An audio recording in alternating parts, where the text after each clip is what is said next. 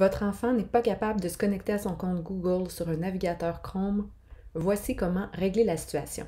Souvent, en tant que parents, nous sommes déjà connectés avec notre propre compte Google en haut à droite, sans nécessairement que ce soit votre photo, il se peut que vos initiales apparaissent.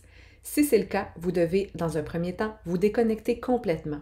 En effet, si vous ne faites qu'ajouter un compte, il risque d'y avoir des conflits lorsque l'enfant arrivera dans son environnement Google. Donc, on va se déconnecter complètement. Voilà.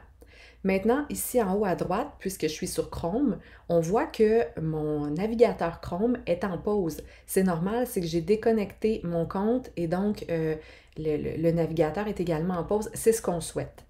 Maintenant, pour être bien certain que toutes mes informations de connexion ne suivent plus, je dois venir vider l'historique. C'est-à-dire que je vais aller en haut dans l'onglet historique de Chrome.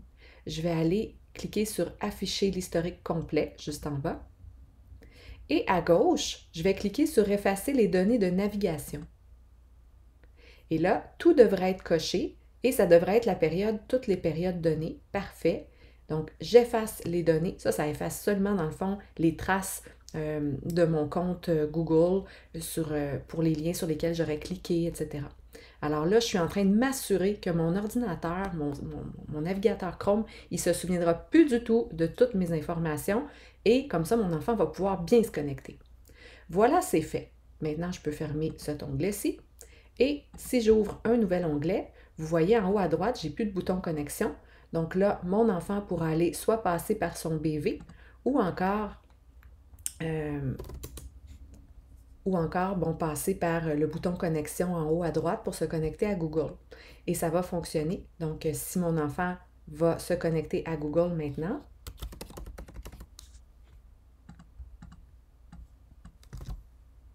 on fait suivant. On rentre l'adresse de l'enfant avec son mot de passe. Et là, on va lui demander s'il s'agit bien de cet enfant. Parfait, on fait continuer. Et maintenant, je vois en haut à droite que Eva est bien connectée à son environnement. Et si elle va dans son classroom